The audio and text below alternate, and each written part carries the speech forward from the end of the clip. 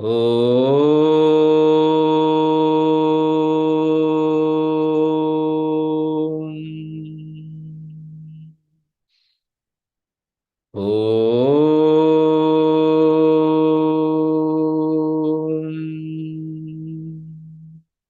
गुरवे सर्वलोकानां विषजे भवरोगिणां निधये सर्वविद्यानां दक्षिणामूर्तये नमः। स्थापकाय च धर्मस्य सर्वधर्मस्वरूपिणे अवतारवरिष्ठाय श्री श्री गुरवे नमः। रोगानशेषानपहंसि तुष्टारुष्टातु कामान् सकलानभीष्टान् त्वामाश्रितानां न विपन्नराणां त्वामाश्रिता ह्याश्रयतां प्रयान्ति। सर्वबाधाप्रशमनं त्रैलोक्यस्याखिलेश्वरी एवमेव त्वया कार्यम् अस्मद्वैरिविनाशनम्। नमो देव्ये महादेव्ये शिवायै सततं नमः। नमः प्रकृते भद्रायै नियता प्रणता स्मताम्।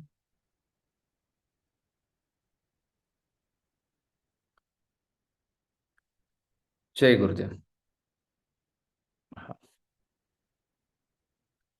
आज हमारी फ्लाइट ही कैंसिल हो गई, तो आज ही रिपोर्टिंग थी कोर्स की। फिर लोगों को अलग अलग जगह पे शिफ्ट कर दिया, नीचे ऋषिकेश के दो आश्रमों में। कुछ लोगों को फ्यूचर में डाल दिया, भविष्य में। तो हम अभी यहाँ से सीधा मुंबई जाएंगे कल। तो जी, फ्लाइट कैंसिल नहीं हुई तो बहुत कोहरा है इधर, कुछ दिखता ही नहीं। सुबह तो 10-11 बजे तक तो कुछ दिखता ही नहीं आगे का। 5 फीट 10 फीट या 15 फीट तक का रहता है विजन, उसके आगे का दिखता नहीं। ठीक। तो उसका क्या विषय है? कोई विषय ही नहीं है।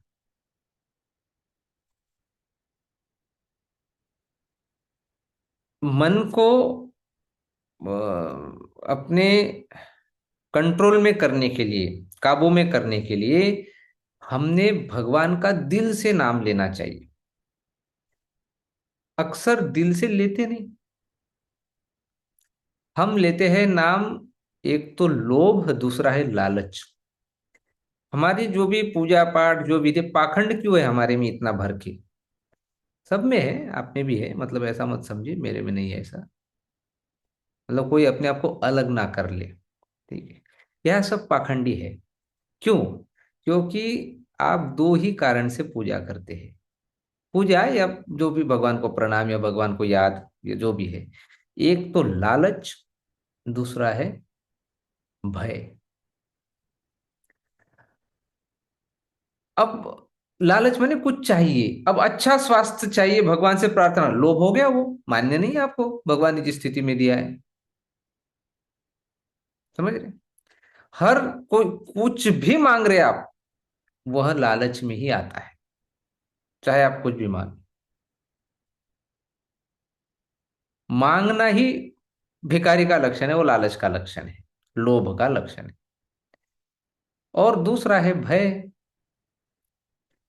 किसी भी चीज का भय आपको सताता है तो जब अड़चन आ जाती, कोई कष्ट आ जाता है, भगवान को याद कर लेते, ओम नमो नारायण, सब हो जाए हमारा। हे माता जी, हे माता दुर्गा मैया, कर लो बेड़ा पार। नहीं, उठते बैठे कमर दर्द करते, श्री राम, हरि ओम, ये सब नखरे, ये सब नाटक। आनंद से, दिल से कोई नहीं लेता नाम। सब लेते हैं कष्ट निवारण के लिए, वह भी लोभ है। और भविष्य में कुछ चिंता है तो भय की वजह से लेते।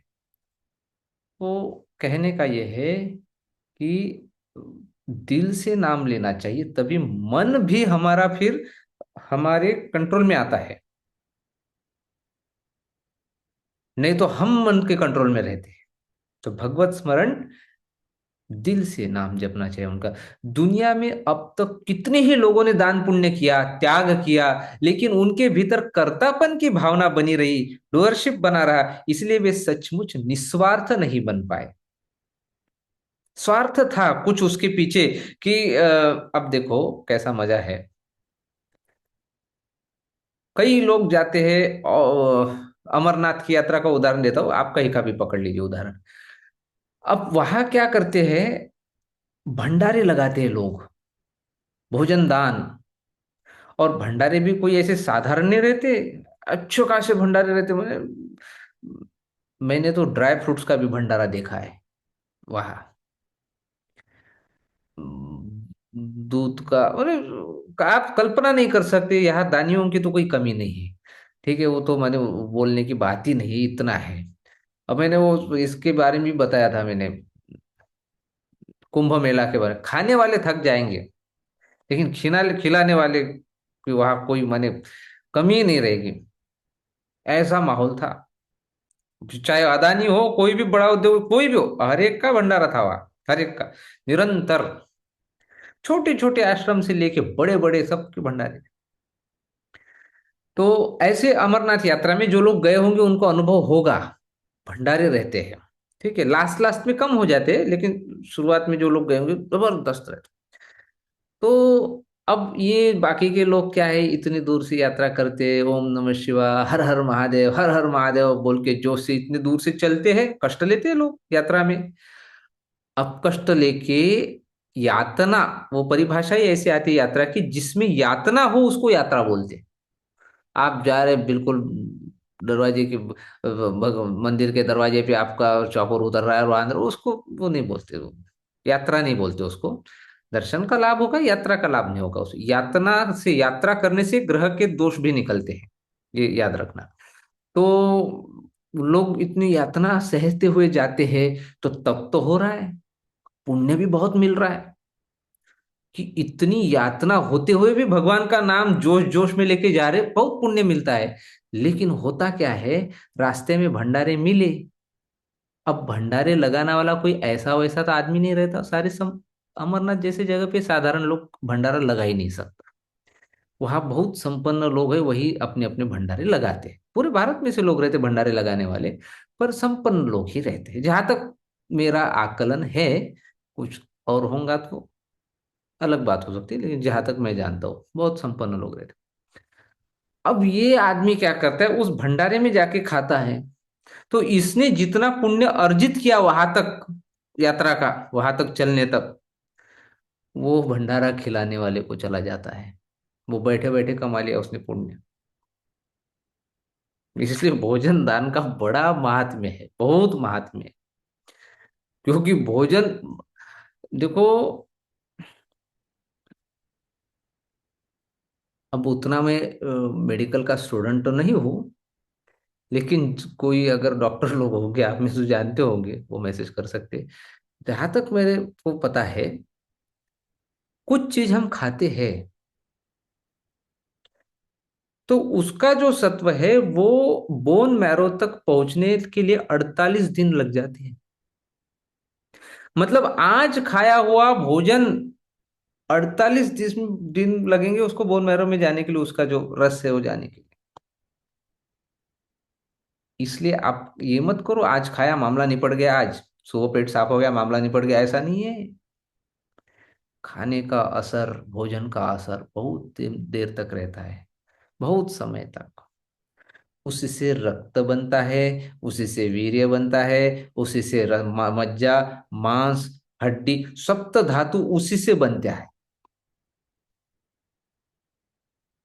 तो वो तो मजबूत हो जाता, संस्कार होते हैं, अन्न वैसा मन। तो वो अन्नदान का बड़ा भारी पुण्य है, बहुत पुण्य है। तो वहां वो लोग कहते हैं, इसलिए फोकट में भंडारे कभी नहीं खाना। कम से कम आपको, आप अभी तक पता नहीं था आपको, ठीक है, अभी आपको पता चल गया। तो कहीं पे भी फोकट में मत खाना। नहीं, अपनी आदत है, मेला आनंदो वाला काम रहता है, ऐसा नहीं करना। वहां पे एक दान पेटी भी लगी रहती है, उसमें डाल दो अपनी यथाशक्ति, डाल देना। वे फुकट में नहीं खाना। अगर आपको वहां भंडारा नहीं रहता तो होटल में तो खाना ही पड़ता था, फिर तो उसके चार्जेस देने ही पड़ते थे। नहीं, और वो भी किस भावना से बनाया क्या नहीं, ये तो बड़े अच्छे भावना से सात्विक और बड़े उत्साह से बनाया हुआ भगवान का प्रसाद है। तो वह जरूर आप कहीं पे भी, ये तो मैंने यात्रा की बात की, आप कहीं पे भी जाते हैं, किसी की शादी में बर्ताव मार के आते, खास तौर से आप लड़की की तरफ से लड़की की शादी में जा रहे, कभी फोकट में नहीं खाना, बहुत पाप लगता है ना। तो वहाँ कुछ ना कुछ देने का विधान तो देते तो है अपने यहाँ, लिफाफा वगैरह देते हैं ऐसा, तो फ्री में कभी नहीं खाना। ठीक है। गृहस्थियों ने ये बहुत ध्यान से पालन करना इसका, किसी का भी फ्री में नहीं खाना। ठीक है। कभी ना कभी उसको अपने तरफ से भी उतना, इसलिए घर, जिस घर में जितना भोजन दान होता है उस घर में कमी नहीं जाती, मैंने देखा है। भले आर्थिक स्थिति से वो कभी संपन्न हो ना हो, लेकिन उनके घर में कमी नहीं रहती। खूब तृप्त होके जाता है आदमी उनके घर से। साधारण ही भोजन रहेगा, खूब तृप्त होता है। हम गाँव में अगर जाते हैं, वैसे टेस्ट नहीं आती कहीं पे। उनके पास तो उतने इंस्ट्रूमेंट्स भी नहीं है बनाने के लिए, ना उतने मसाले, MDH और ये सब श्री श्री तत्वा वगैरह उनकी पहुंच ही नहीं है वहां तक, कब लाएंगे उनके गांव में पहुंचता ही नहीं, वो लेगा भी कौन, वो जो भी है घर भी बनाते होंगे अपना। पर वैसा जो टेस्ट है वो कभी नहीं, कहीं नहीं मिलेगा। तो ये मेरा ये कहना है कि वो देने वाला भी, आप भी जब दान करते हैं, भोजन खिलाते देते, तब भी निस्वार्थ भाव से कि भगवान ने मुझे ये मौका दिया है, समझे। आप किसी को दक्षिणा देते हैं, एक विधान है हमारे यहाँ भारत में, हमारे यहाँ बाहर भी होगा, बाहर की जानकारी मुझे है नहीं, कभी गया ही नहीं तो कैसे जानकारी रहेगी।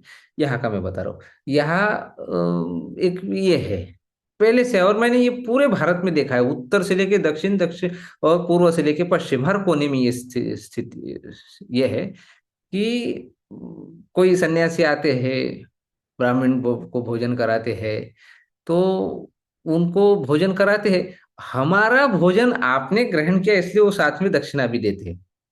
कोई लोग बाद में देते हैं, लेकिन वो भोजन के समय देने का ही विशेष विधान है। यदि आपने भी देखा होगा, ऑब्जर्व किया होगा, आपके भी घर पे चलता होगा ये तो ये ऐसा क्या है राज, मैंने पूछा एक महात्मा को, तो उनका कहना है कि आपने हमारा भोजन स्वीकार किया, इसलिए ये हम इसलिए दक्षिणा दे रहे। दक्षिणा का अर्थ वो बताया उन्होंने कि आपने हमारा स्वीकार किया, क्योंकि देने वाले बहुत है,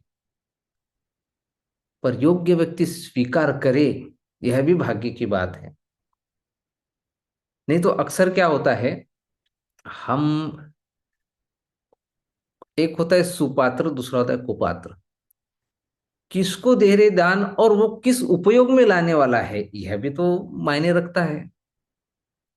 हाँ, देने वाले को तो थोड़ा बहुत फल मिलता है, लेकिन ज्यादा फल मिले, माने ये आकांक्षा मत रखिए आप, मैं आपके अंदर वो ये नहीं जगा रहा हूँ कि और पुण्य कमाओ, पर अच्छा कार्य के लिए मैं जानकारी दे रहा हूँ ये, कि यदि वह धन अच्छे कार्य में लगे। अब मैंने एक महाराष्ट्र में सांगली जिले में कुंथुगिरी करके एक जगह है, जैनों का आश्रम है, बड़े उच्च कोटि के एक महात्मा भी वहाँ विराजते हैं। तो आप में से भी बहुत लोगों को पता होगा, वहाँ कोर्स भी रख रहे हैं हम अभी, 1-2 महीने में, बहुत सुंदर जगह है वो।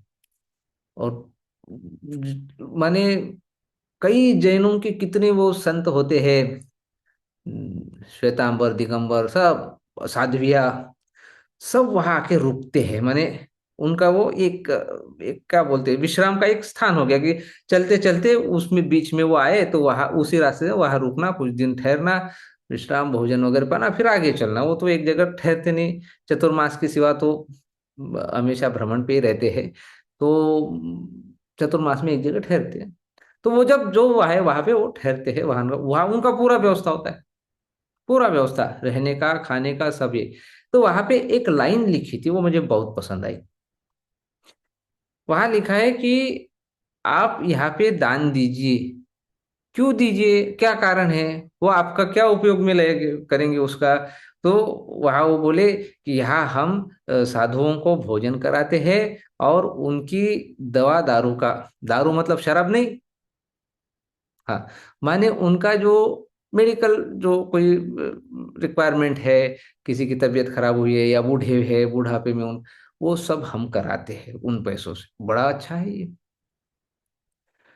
तो मैंने सोचा कि किसी साधु को अगर पैसे दिए, योग्य, योग्य, ऐसे तो बहुत है, मैं योग्य सन्यासी की बात करो, वो उनके पास देंगे तो वो क्या शौक करेंगे? कौन सा शौक करेंगे? शौक तो है नहीं कौन सा। नशेबाजी यदि नहीं है, कोई शौक नहीं है, तो उनके लिए वो पैसा कौन से काम में आता है? एक तो वो कुछ भोजन, कुछ फल खाएंगे, तेल बत्ती करेंगे उनके जो भी इष्ट देव है भगवान के लिए, नहीं, तेल लाना, कपूर लाना, यही तो उनकी रिक्वायरमेंट है। फूल लेना, हल्दी लेना, कुमकुम लेना, या तो दवाई पे, कुछ तबीयत बिगड़ती, शरीर है, ऐसा तो नहीं कि कोई हमेशा निरोगी रहे, कभी भी कुछ भी हो सकता है, वातावरण बदला, ये हुआ, जो भी है, तो उसी में आता है, तो वह ज्यादा पुण्यदायी है। तो पर देते समय ये याद रखना कि हमको कर्ता भाव नहीं आना चाहिए कि मैंने दिया, मैंने किया, ये सब हमारे अंदर नहीं आना चाहिए। तो असल में जब तक हमारा मन हमारे वश में नहीं रहता, जब तक हमारा मन हमारे वश में नहीं आता, तब तक हम निस्वार्थ हो ही नहीं सकते। मन को काबू में लाने का कोई साधन है क्या? योग, यज्ञ इत्यादि इसी के लिए बताए गए हैं। लेकिन इस कलयुग में ये साधन हम कर पाएंगे क्या? हर रोज आप योग तो करते नहीं है, कई बार परिस्थिति ऐसी बन जाती है नहीं कर पाते हैं। नहीं, सुबह कुछ आ गया तो दोपहर में करेंगे, दोपहर का शाम को करेंगे, शाम को करेंगे, रात में नींद, फिर तो नींद के समय तो होता नहीं है, कई बार होता है, सबका ही होता है। यज्ञ आप नहीं कर सकते रोज, बहुत सारी चीजें बताइए, ये सब आप नहीं कर सकते इस कलयुग में। इनके लिए जो समय और परिस्थिति चाहिए वो हमारे पास खास तौर पर नहीं उपलब्ध होती कई बार। तो इस समय मन को वश में करने का नाम स्मरण, भगवत स्मरण के अलावा कोई दूसरा साधन नहीं है। क्योंकि आज भगवान ने अवतार के रूप में सिर्फ अपना नाम ही हमारे लिए छोड़ा है। यदि भगवान किसी रूप में आज अवतरित हुए हैं तो वह उनके नाम के, पर आप जो फिर राम बोलो, कृष्ण बोलो, दुर्गा जी बोलो, जिस नाम, जिस मंत्रों का आपको करना है, वो उस रूप में प्रत्यक्ष है। इसलिए मन को अपने अधीन करने के लिए सबको पूरे दिल से नाम स्मरण, भगवत स्मरण करना चाहिए, नाम जपना चाहिए। नाम स्मरण करते समय उन विकारों को दबाने की कोशिश करो जो मन की स्थिरता बिगाड़ते हैं। मन को सबसे बड़ा विकार अगर लगता है तो वो है अभिमान, अहंकार। कई बार तो मैं नाम स्मरण कर रहा हूं इतना, वो भी अहंकार आ जाता है। हम तो सत्संगी है, हम हर गुरुवार को सत्संग में जाते हैं, करते बड़े, अहंकार है वो। तो अहंकार कैसे कैसे गुल खिलाता है कोई भरोसा नहीं है। अभिमान, अहंकार जैसा अपना नाश करने वाला दूसरा दुश्मन कोई नहीं है। इसलिए मैं बार बार बताता हूं कि जहां अपमान होता है, कोई आपको बदनाम कर रहा है, करने दो, अच्छा बात है। हम अपने कंट्रोल में रहते हैं, हम नहीं तो अहंकार, ज्यादा लोग अपने प्रशंसक बन गए तो बहुत घातक है वो। निंदा करे अच्छा है, क्या लोगों को पता ही नहीं चले हम क्या चीज है? दिखाना क्यों है? क्योंकि दिखाने का भाव आना अहंकार है। दिखाएंगे, दिखाएंगे किसको? ये साधारण मनुष्यों को, जो कीड़े मकोड़े की तरह अपनी जिंदगी जी रहे, उनके सामने आप अहंकार दिखाएंगे? और आपसे तो बहुत धुरंधर लोग हैं यहाँ, आप कितना भी दिखाएंगे तो उससे बेहतर है लोगों के पास। आपके पास ज्ञान है, आप ज्ञान दिखाओगे, आपसे बड़े बड़े से बड़े विद्वान, बहुत बड़े बड़े ज्ञानी इस जगत में है, जिसमें आपका कोई रोल तो है नहीं, रोल बनता भी नहीं है। तो क्यों हम उस चक्कर में पड़े, क्यों उस चक्कर में फंसे? आप बोलेंगे मेरा सबसे अच्छा घर, बड़ा घर, आप कितना बड़ा रहेगा? उससे भी बड़े घर है इस जगत में, और सैकड़ों है। मैं बहुत सुंदर हूं, क्या सुंदर है? करोड़ों सुंदर है, थे, गए, मर गए, मिट्टी हो गए। मेरी वाणी बहुत सुंदर है, मैं बहुत सुंदर गाता हूँ, मैं बहुत सुंदर गाती हूँ, करेंगे क्या उसका? बहुत है। लता मंगेशकर जैसे विश्वविख्यात गान सम्राज्ञी भी वो चली गई वो। उससे बेहतर तो नहीं होंगे ना कोई। मुश्किल है होना, कम से कम बराबरी करना भी मुश्किल है। तो यहाँ आप दिखाएंगे तो क्या दिखाएंगे, दिखाने के लिए है क्या हमारे पास? यह भी सोचने जैसा है, सोचना चाहिए इसके ऊपर कि दिखा दिखा के हम क्या ही दिखाएंगे। हमसे बेहतर बहुत है, फिर भी अहंकार आता है हमको। है कुछ नहीं, ना कुछ होने का अहंकार। तो इससे बहुत भारी नुकसान होता है। अहंकार जैसा, अभिमान जैसा दुश्मन हमारा कोई नहीं है। इससे बचना चाहिए, हमेशा बचना चाहिए। ये अभिमान छोड़ना हमें सीखना होगा। भगवान ने अब तक जितने अवतार लिए वे सब अभिमान को मारने के लिए ही है। हिरण्यकश्यप के समय अवतार लिया, लेकिन भगवान सामने खड़े थे तब भी उसका हाथ नमस्कार की ओर नहीं, तलवार की ओर गया। इससे पता चलता है उसका अभिमान कितना भयंकर था। उस अभिमान को मिटाने के लिए हमें कर्तापन की भावना छोड़कर नाम जपना चाहिए। श्री कृष्ण ने कंस का अहंकार तोड़ा, दुर्योधन का अहंकार तोड़ा, श्री राम ने रावण का अहंकार तोड़ा। अहंकार दबाने के लिए आया अवतार। राजा बलि चक्रवर्ती सम्राट था, और ऐसा दान पुण्य कर उसको उसी का अहंकार हो गया, क्योंकि उसके जैसा दानी कोई था ही नहीं इस दुनिया में। कोई खाली हाथ नहीं गया उसके हाथ से कभी। वामन अवतार आए और दिखा दिया उसको झटका कि तू कुछ नहीं है। 3 कदमों में तो मैंने सारा सृष्टि नाप लिया, विराट। 2 कदमों में ही नाप लिया। एक कदम में पृथ्वी, दूसरे कदम में पूरा अंतरिक्ष, अब तीसरा कदम कहाँ रखूं बोले बता। तूने तो बोला था 3 कदम दूंगा मैं, जो भूमि दान। यहाँ तो अभी तीसरा कदम रखो कहाँ?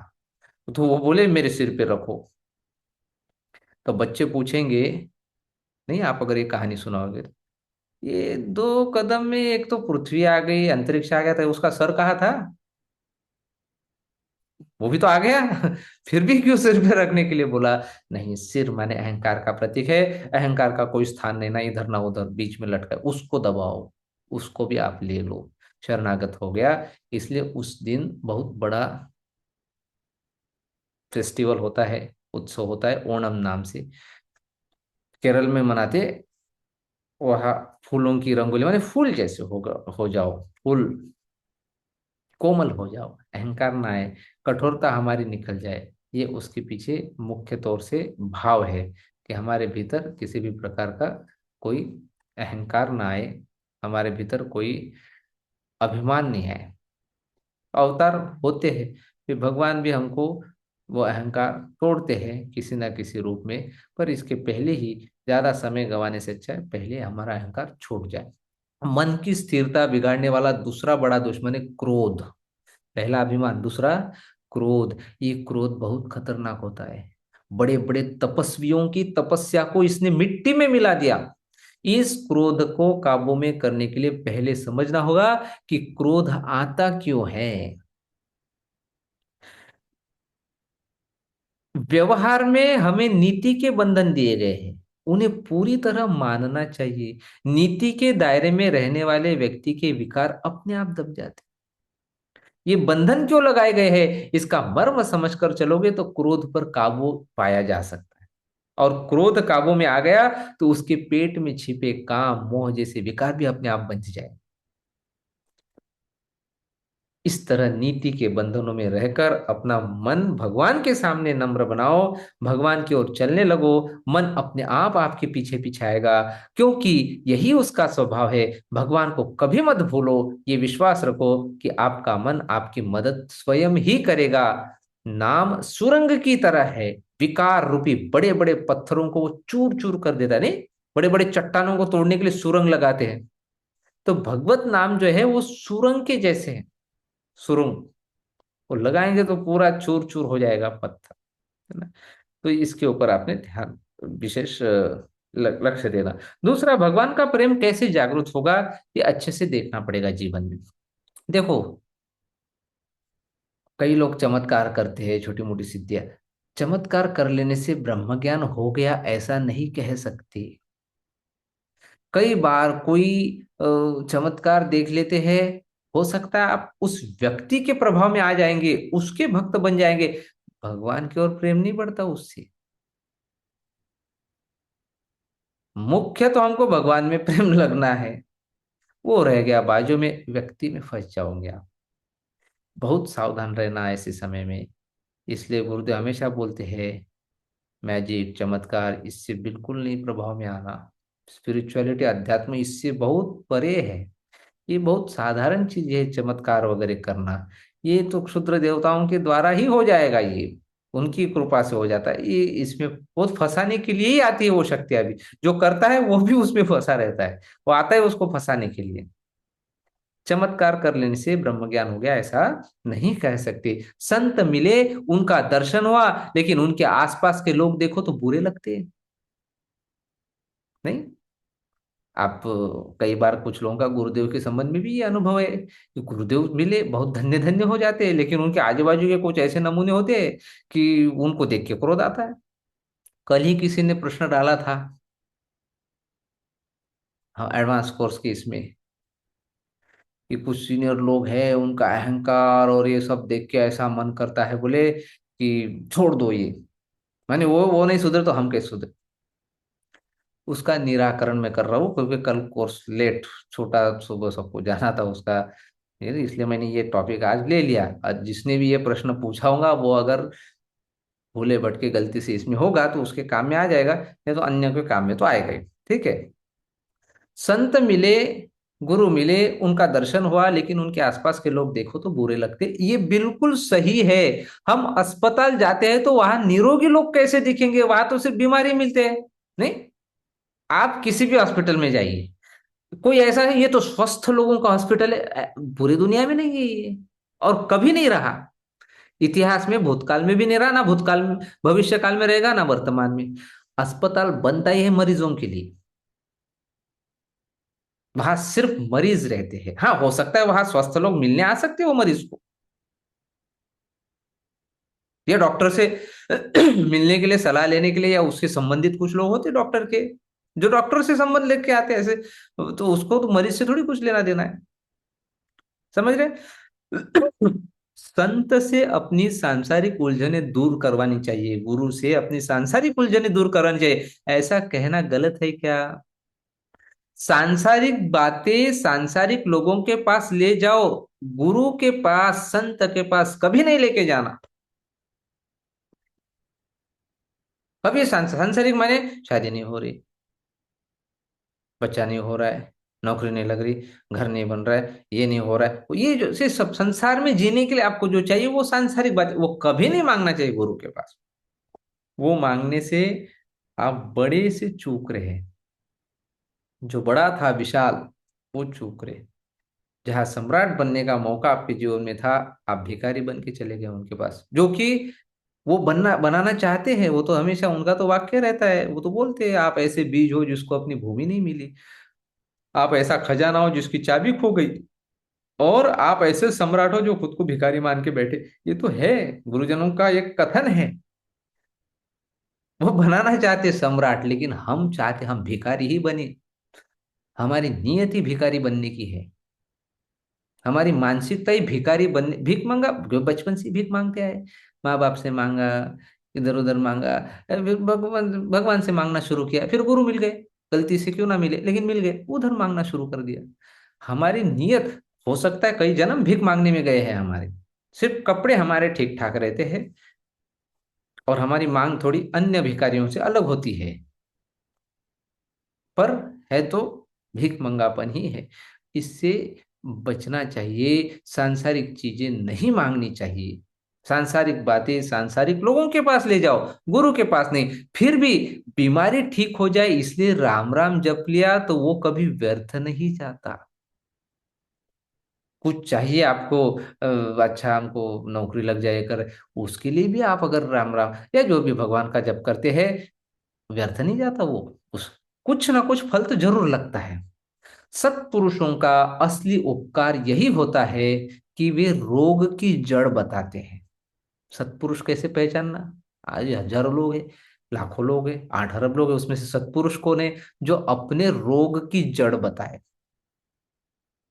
अच्छा डॉक्टर कौन है? जो आपके शरीर के रोग की जड़ खोजता है, तो बराबर इलाज होता है उसका। ऐसे ही सत्पुरुष कौन है? जो भंवर सागर में भंवर रोग जो है आपके अंदर, उसकी जड़ बता दे।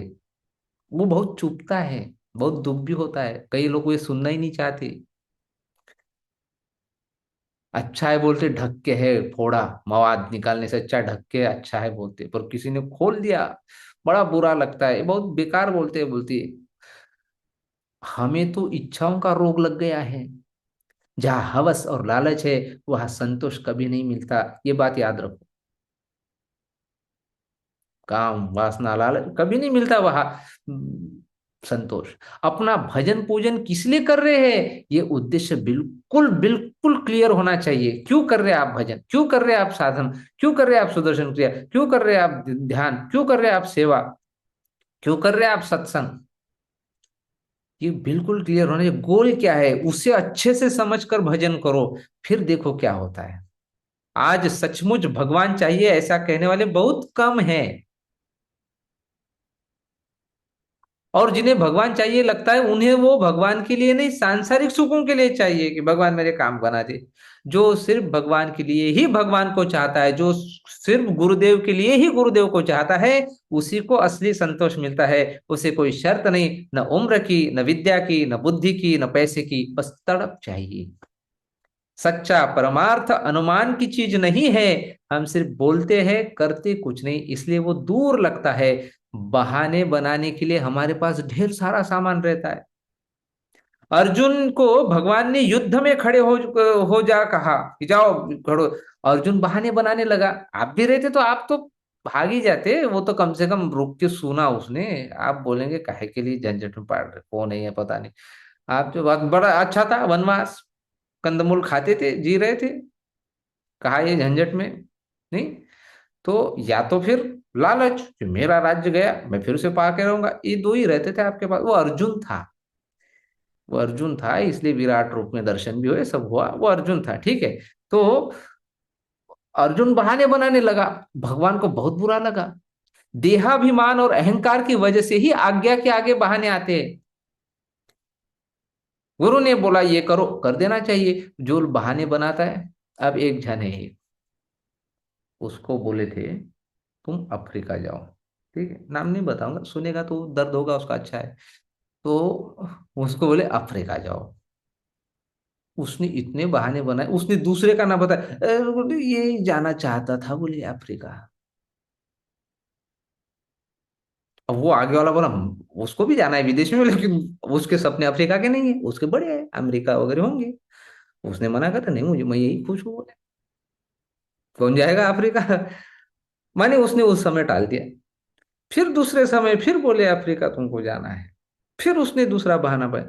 कई दिन तो सामने ही नहीं गए उनके, गुरुदेव के। अब गुरुदेव ने भी छोड़ दिया। मैं बता रहा हूँ आपको, आप उस कैटेगरी में नहीं आना। बहाने बनाना, देहाभिमान माने शरीर का सुख, शरीर कष्ट में नहीं डालना चाहते आप, और अहंकार, मैं कैसे जाऊं, मेरी लेवल कम नहीं हो जाएंगे, यही आज्ञा के आगे बहाने बन आते हैं। इन दो चीजों की वजह से रोजमर्रा की जिंदगी में बहाने बनाने की हमें बहुत आदत पड़ गई है। प्रयाग में बेटी बीमार पड़े तो तुरंत दौड़ पड़ते हैं, लेकिन काशी जाना हो तो कहते हैं मौका नहीं मिलता। पास पास में ही है प्रयागराज, और मैंने उदाहरण दिया, सबकी बेटियां वहां नहीं होती, ठीक है। मैं बता रहा हूं, जितना भी दूर हो, आपका कोई बेटा बेटी कोई है, वो बीमार पड़ गया, आप सब छंद काम धंधे छोड़ के पहले जाओगे, लेकिन आपको बोलेंगे भगवत दर्शन के लिए चलो, बहाने। और कई बार प्रकृति भी नहीं चाहती। अभी का अनुभव बताता हूं मैं। यहाँ कोर्स था, मैं अभी इधर ही हूँ, गुवाहाटी में कामाख्या। यहाँ से 1-1.5 किलोमीटर पे तो पैदल पे है मंदिर, पैदल जाते हैं तो, कामाख्या। और बड़ा माने शक्तिपीठों में तो बहुत विशेष स्थान है, विंध्यवासिनी के बाद तो दूसरा स्थान इसी शक्तिपीठ का आता है। इसके महात्म्य में मैंने कहीं सुना था कि हर कोई इसका दर्शन नहीं कर सकते, और यदि किसी ने सहपरिवार इसका दर्शन कर लेना, ये बहुत बड़ी बात है। ऐसा महात्म्य में आता है। ये महात्म्य आपको और कहीं किसी मंदिर के बारे में सुनने में नहीं आया होगा, ना पढ़ने में आया होगा। इसके बारे में ऐसा है, कामाख्या। और अद्भुत है ये मंदिर। मैंने भी कल्पना नहीं की थी। अंदर गर्भगृह में अंदर नीचे उतरना पड़ता है, कुएं के जैसा अंदर। और अंधेरा, उसमें सिर्फ दिए है, दियों के अंदर लाइट नहीं है कहीं पे भी गर्भगृह में। सिर्फ दीप जल रहे वहां, अखंड। उन्हीं के प्रकाश में उतरना, धीरे धीरे उतरना, स्टेप से पकड़ पकड़ के, जो भी है। और फिर वहां जहाँ वो देवी का स्थान है, वहां निरंतर जल निकलते रहता है। वो लोग लेके जाते हैं उसको तीर्थ के रूप में, वो बर्तन में लेके जाते। तो अब हमने यहाँ कोर्स रखा था, तो मेरा तो यही हेतु रहता है कि ऐसे स्थानों में कोर्स, इसलिए कि दर्शन हो जाता है। कोर्स तो बहाना है, उस हिसाब से वो दर्शन नहीं तो ऐसे कहा जाएंगे स्पेशल, दर्शन हो जाता है। तो यहाँ आश्रम छोटा है, छोटा मतलब आश्रम बड़ा है, रहने की व्यवस्था कम लोगों की है, तो इन्होंने हमको बोला था ज्यादा से ज्यादा 35 लोगों का कर पाएंगे, वो भी ज्यादातर डॉर्मेट्री है। तो हमने बोला ठीक है। फिर हमने रजिस्ट्रेशन जब, मैंने अब इसका ज्यादा प्रचार प्रसार किया ही नहीं था, ठीक है। इसमें मैंने सिर्फ जो आगे सामने से फटाफट उन्हीं का पहले करा लिया, क्योंकि फिर उतना जगह ही नहीं, तो लेके क्या करेंगे रजिस्ट्रेशन। तो जब उतना उतना हमारा नंबर हो गया, 35 लोगों का, तो हमने वो बंद करके हो गया करके, ठीक है। और कि जो लोगों को फिर बताया भी नहीं। कोई थे एक दो, तो उनको बोला टाइम पे आ जाएंगे तो देख लेंगे। उसमें आपको मैं बताऊं, सिर्फ 22 लोग पहुंचे। अच्छा, बाकी के जो लोग हैं, ये 13 लोग, ये कोई जानबूझ के नहीं आया ऐसा नहीं है। हर एक का रिपोर्ट है मेरे पास। हर एक के पास ऐसा संकट आया कि वो आ ही नहीं। अब सबकी फ्लाइट वाइट की टिकटें थी, ऐसा नहीं कि उन्होंने जम के खर्चा किया था। टिकट, फ्लाइट का टिकट, मुझे लगता है 10,000 के नीचे किसी का नहीं है यहाँ गुवाहाटी में आने के लिए। आना जाना 20-20, 30-30 हजार की इनकी टिकट और ये सब। हालांकि कोर्स का डोनेशन कम होगा टिकट से, तो नहीं आ सके। किसी के यहाँ कैंसर हो गया, इमरजेंसी ऑपरेशन बताया। किसी की वह किसी के किडनी में स्टोन निकल गया, वो भी कौन सा साधारण नहीं कि काम चल जाएगा। 27 mm, जो इमरजेंसी ऑपरेशन करके निकालना ही पड़ता है। किसी को हार्ट अटैक आ गया। एक महिला है, उसको दोनों आंखों में इमरजेंसी कैटरेक्ट के मोती बिंदु का ऑपरेशन बता दिया। इमरजेंसी करना ही है बोले। नहीं तो एक टाइम पीरियड देते हैं, डॉक्टर बोलते हैं 2 महीने 3 महीने चलेगा, उसके बाद भी आप कर सकते। लेकिन उसकी ऐसी स्थिति होगी, नहीं अभी करेंगे नहीं तो मुश्किल हो जाएगा, टाइम भी वेस्ट मत कीजिए। ऐसे ऐसे उदाहरण है। अब आप बताइए, वो यहाँ के जो हमारे एडमिन है स्वामी जी, उन्होंने लिस्ट बनाई, उन्होंने हर एक को कॉल किया कि क्यों नहीं है, क्या उन्होंने लिखा। लगभग लगभग सभी लोग, एक आध व्यक्ति, एक व्यक्ति, वो एक है लड़की, उसका तो एग्जाम डेट आ गई 31 तारीख, तो वो तो इधर मेरे गाली खाने से अच्छा है वो नहीं आई, अच्छी बात है। तो हमको पता चलता था कि यार एग्जाम एग्जाम के सामने ये सब कोर्स वोर्स के धंधे, तो हम तो फिर वो अच्छे से झाड़ देते थे। पर वो अच्छा, बाकी तो सारे के सारे बीमारी, और साधारण बीमारी नहीं कि चल जाए।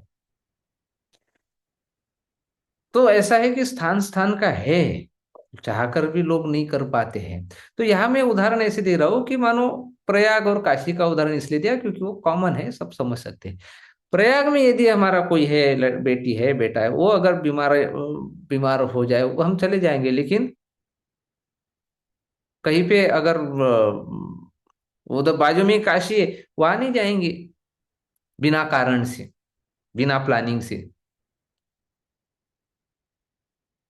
समझ रहे? तो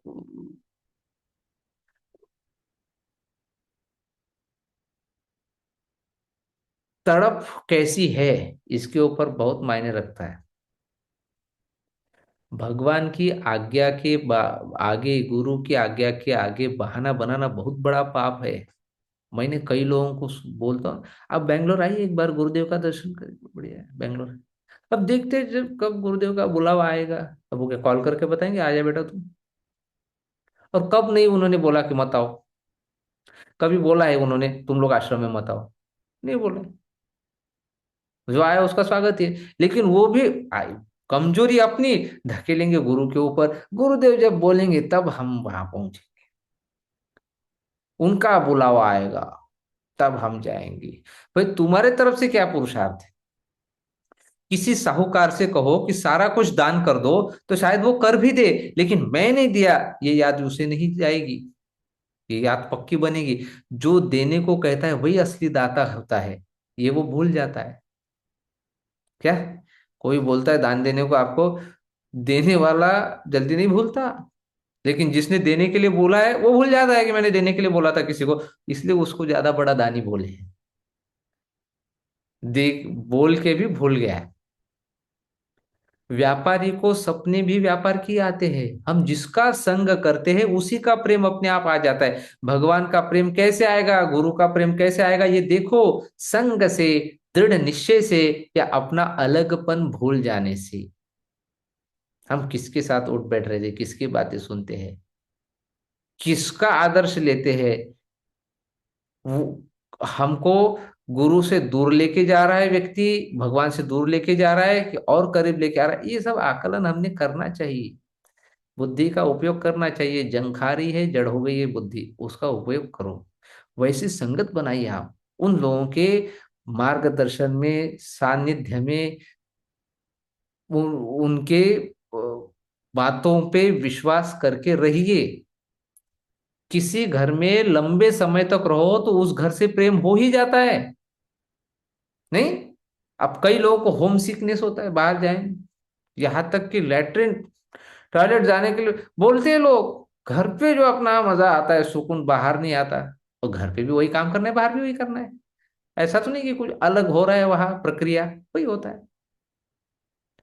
पर होम सिकनेस बोलती है, ज्यादा दिन बाहर नहीं रह सकते, क्यों? जहां ज्यादा दिन रहे हैं वहां प्रेम हो जाता है। मुंबई में रहने वाले को मुंबई प्यारी लगती है।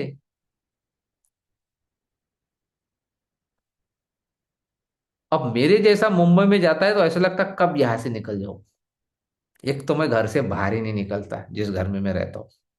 देखना ही नहीं है मेरे को वहां की दुनिया।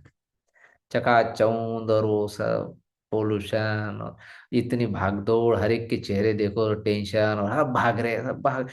हमको, हमने कभी देखा ही नहीं है वैसा होता। हम तो ऐसी जिंदगी जगह पे रहते हैं जहाँ कोई एड्रेस भी पूछने के लिए आता है तो उसको बिठाएंगे, खिलाएंगे, भोजन भी करो। अगर मानो गलती से वो जिस गांव से आया वहां इनका कोई दिया है, बुआ की लड़की दिया, वो हो गया, फिर तो वो तो दिन गया उसका उधर ही, फुर्सत ही है इधर।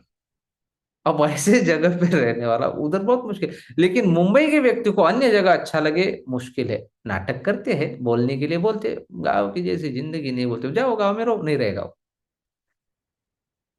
इसी को पाखंड बोलते, बोलेंगे एक लेकिन करेंगे नहीं वो।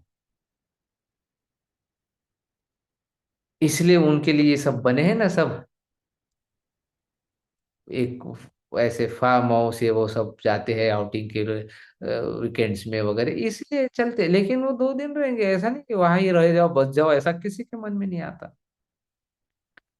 कई लोगों ने, संपन्न लोगों ने खेती वेती लेके रखी है, क्या तो बुढ़ापा वहां हम गुजारेंगे। बूढ़े होने के बाद वहां नहीं आते वो, वहां सिर्फ वो 15 दिन, 1 महीने में आते हैं, थोड़े 1-2 दिन के लिए रहेंगे तो उधर ही। डर, क्या पता कब बीमार पड़ जाए, अस्पताल यहाँ है नहीं।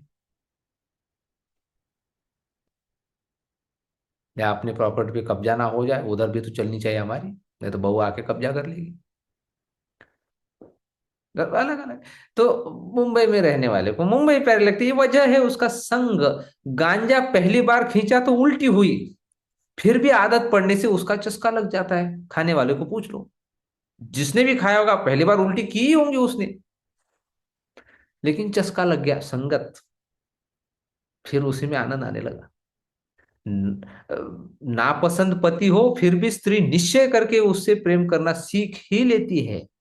यानी प्रेम संग से भी आता है, निश्चय से भी आता है। राम हमारे हृदय में ही है, भगवान गुरु हमारे हृदय में ही है। ये भावना मजबूत रखो। भगवान से मैं अलग नहीं हूँ, गुरुदेव से मैं अलग नहीं हूँ, और वो मेरे हृदय में है। ऐसा पक्का निश्चय करके इस भावना को रोज बढ़ाओ। हमारा प्रेम अभी सांसारिक चीजों पर लगा हुआ है, उसे राम नाम पर लगाना चाहिए, उसको भगवान पे लगाना चाहिए, उसको गुरु के स्मरण में लगाना चाहिए। और भी आगे इस विषय को लेके जा सकते हैं। मुझे लगता है आज यहाँ पे विराम देना चाहिए। जल्दी सो के सुबह जल्दी भागना है एयरपोर्ट पे। तो हमारा साधन भी है, आजकल मैंने ऐसा एक निश्चय किया, जो ये सुबह निपटा दो, दिन में क्या पता टाइम मिलता नहीं मिलता। इसलिए प्रश्न देख लेते, नहीं तो कई आत्माएं नींद नहीं आएगी।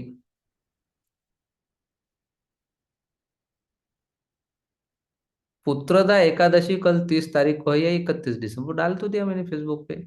नहीं, अब देखते नहीं है। 31 तारीख को है। जय गुरु। संध्या करते समय गायत्री मंत्र आहुति के अलावा और अन्य इष्ट देव की आहुति दे सकते हैं या नहीं, काहे के लिए? नहीं, जितना है उतना तो करो।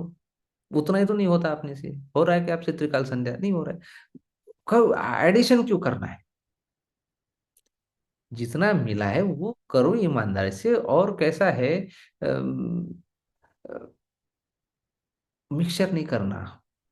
वो जिस रूप में जिसने दिया, ये सब प्रयोग है, प्रयोग योग्य विधि से होना चाहिए, नहीं तो नुकसान करता है वो।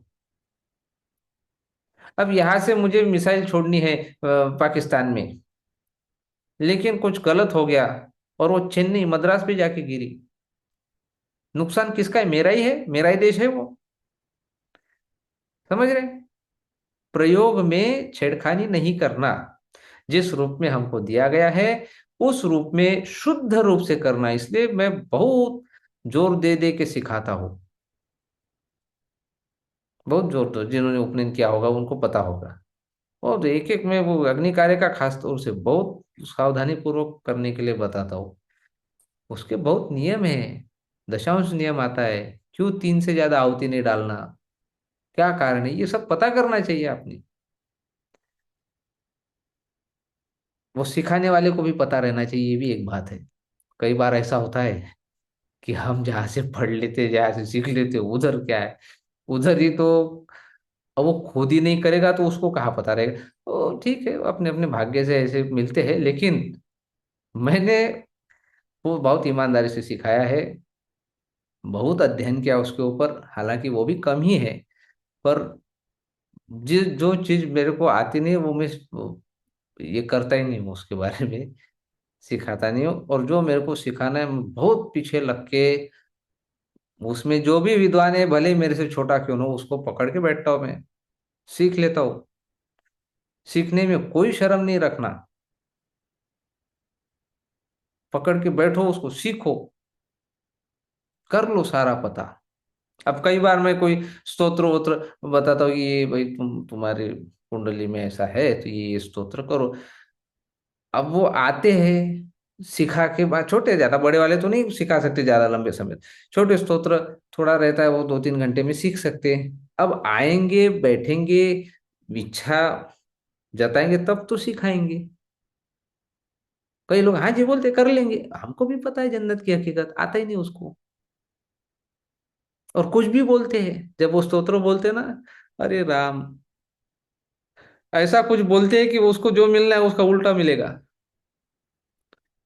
पर उत्साह में तो ऐसे बोल देते, हाँ हाँ, हमको हम करेंगे जी, बढ़िया करेंगे। तंत्रोक्त देवी सूक्तम नहीं, या देवी सर्वभूतेषु बुद्धि रूपेण संस्था, ये जिसमें आता है तंत्रोक्त देवी सूक्तम बोलते हैं उसको, इसमें आता है वो, 5वें अध्याय में आता है, सप्तशती के, दुर्गा सप्तशती के 5वें अध्याय में आता है। हाँ, तो वो है, 3 मिनट का है वो स्तोत्र। जो जो जिसको जिसको देखा मैंने, एक्सपर्ट लोगों को भी देखा, वह भी गलत बोलते हैं। पर हम काहे के लिए टोके? बोलो, तुमको जैसा बोलना है। अब उसको, आगे वाले को ही तड़प नहीं है सीखने की, परफेक्शन की। मैंने ये अभी विष्णु सहस्त्र नाम का क्लास चल रहा है, अभी भी दो बाकी है, कुछ लगभग 40 लोग बाकी है उसके। मैं धीरे धीरे सिखाता हूँ, ताकि आपको सीखते सीखते आप में उसको अड़चन कहाँ आ रही आपको पता चले, फिर आप उसको पूछे। मैं आपको बताऊँ, सिर्फ 2 बार कॉल आए, 2 लोगों की, बाकी किसी का कॉल नहीं है कि ये श्लोक कैसा उच्चारण है, कि मैं ठीक कर रही हूँ कि नहीं, मैं कर रहा हूँ कि नहीं। कोई लेना देना नहीं। फुल कॉन्फिडेंस है कि हमने सीख लिया। अरे भाई, ऑनलाइन में कैसे आप, ऑफलाइन में ठीक है, कम से कम मैं पकड़ सकता हूँ, नहीं तुम्हारा ये गलत है, ठीक से करो। ऑनलाइन में हम पकड़ ही नहीं सकते हैं ना, आपकी आवाज आपके पास आ रही, मेरे पास आ रही, मेरी आपके पास आ रही, आपकी नहीं आती है। तो हमारे पास तड़प चाहिए कि हमने परफेक्शन के साथ वो सीख लेना चाहिए, विधि। तो उसका फल भी उतना फिर विशेष मिलता है। जब हम फुल टाइम सेवा करते हैं, कुछ लोग बहुत बुरा बोलते हैं हमारे ऑर्गेनाइजेशन के बारे में या गुरुदेव के बारे में, जो हमारी श्रद्धा को ठेस पहुंचा दे, तो ऐसे लोगों को जवाब देकर भी कुछ फायदा नहीं, इसलिए हम शांत रहते हैं। लेकिन ऐसे लोगों से संपर्क तोड़ने का मन होते, चाहे कितने भी करीब के ही रिश्तेदार हो या दोस्त, देखो, लोग जो भी बोले बोलने दीजिए। नहीं, लोग बुरा क्यों बोलते ये भी मैं बताता हूँ आपको। दूसरा भी कारण हो सकता है, जो मूल कारण है वो मैं बता रहा हूँ, पचा लेना उसको। हमारे गुण देख के, हमारे लक्षण देख के उनको लगता है। हमारे मराठी में एक कहावत आती है, शीतावरून भाताची प्रतीक्षा।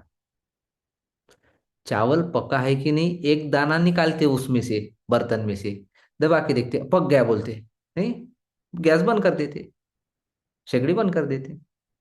ऐसे ही आपके गुण, आपके लक्षण देख के लोग अंदाजा लगा देते कि ये तो सब बेकारी संस्था है। इसलिए आपकी जिम्मेदारी है, हम इतने बड़े विद्वान, इतने बड़े महात्मा को हम रिप्रेजेंट कर रहे हैं, हमने कैसे होना चाहिए, यह सुचिता है क्या हमारे में, हम इतनी शुद्ध साफ सुथरा रहते हैं, खान पान हमारा कैसा है, वाणी कैसी है हमारी, गाली गलौज, चिड़ करना, क्रोध करना, हट्टी, अहंकारी, चोरी चकाटी करना,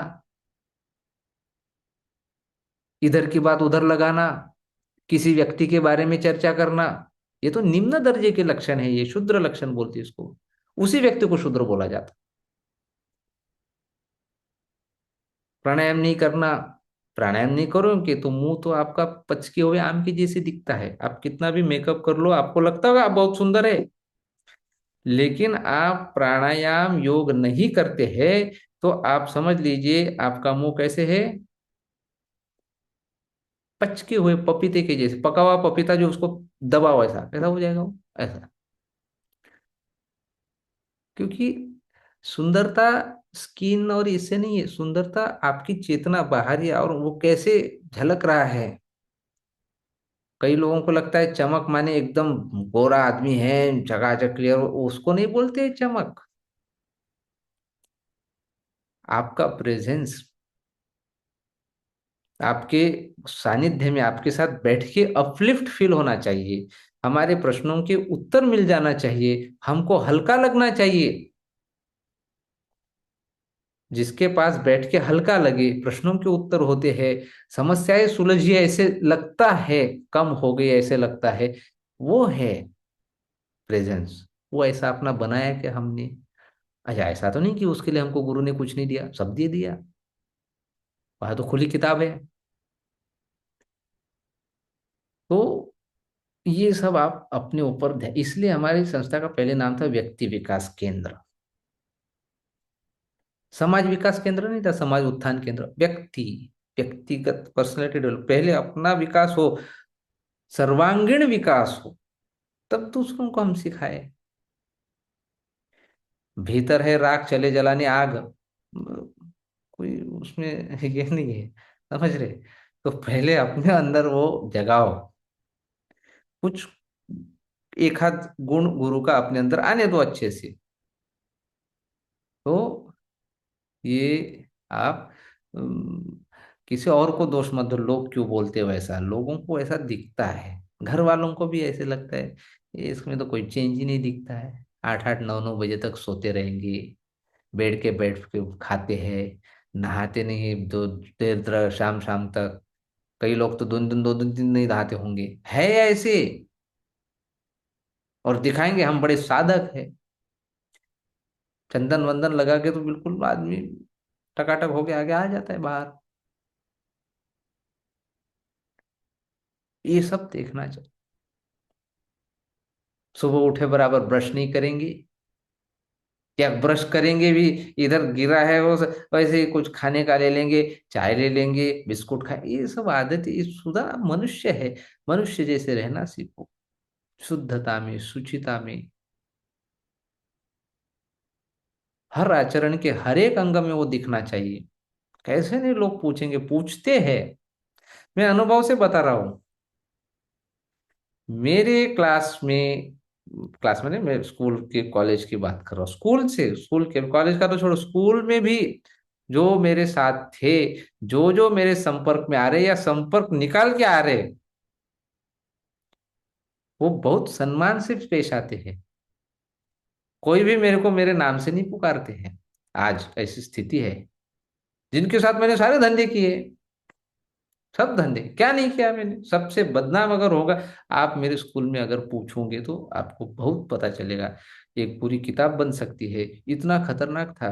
मेरे शिक्षकों ने अंतिम दिन में, ट्वेल्थ क्लास के लास्ट एग्जाम के बाद, सारे ग्रुप करके मेरे पास खड़े हो गए थे, मेरे को हाथ जोड़े, इस जन्म में मिला फिर से नहीं मिलना, बोले तू मुक्त हो जा, बोले, इतने परेशान हो गए थे वो, उनकी जिंदगी में उन्होंने ऐसा देखा ही नहीं था। क्या तक, अच्छा हम रेसिडेंशियल स्कूल में थे, वहाँ उनके भी क्वार्टर थे, हमने क्या नहीं किया होगा आप सोच नहीं सकते, फिर रात हो दिन हो, बहुत परेशान थे। तो होता क्या है कि वो ऐसे स्थिति में मुझे देखा है, ये मैं बता रहा हूँ आपको, इतनी भयानक स्थिति में मुझे देखा है लोगों ने, जिन लोगों ने देखा आज वही लोग इतने सम्मान से पेश आते, वो अपने सारे समस्या कुछ कुछ भी छोटा मोटा लेके आते पास में।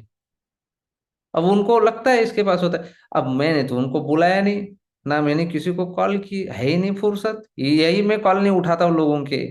आप में से कई लोग कॉल नहीं होता है, कई बार कॉल बैक करने का भी वो 10 12 है तो कितने लोगों को करते बैठा, फिर हमारा टाइम हो जाता है, संध्या करो ये करो, रह गए वो बाकी के।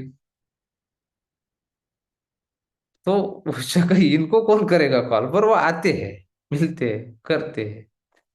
तो ऐसा है कि आप अच्छा रहना शुरू कर दो, अच्छा माने दिखावा नहीं करना, जो जैसा है वैसा है, अपना बहुत अच्छा नीति नियम से रहो, थोड़ा दिखावा नहीं करना, पाखंड नहीं करना, अंदर नहीं है बाहर कुछ दिखा रहे, ज्यादा दिन टिकता नहीं वो, फिर जूते खाते पड़ते हैं, मैं बता रहा हूँ आपको, अंदर जैसे वैसे ही बाहर दिखाना, कभी भी पाखंड नहीं करना।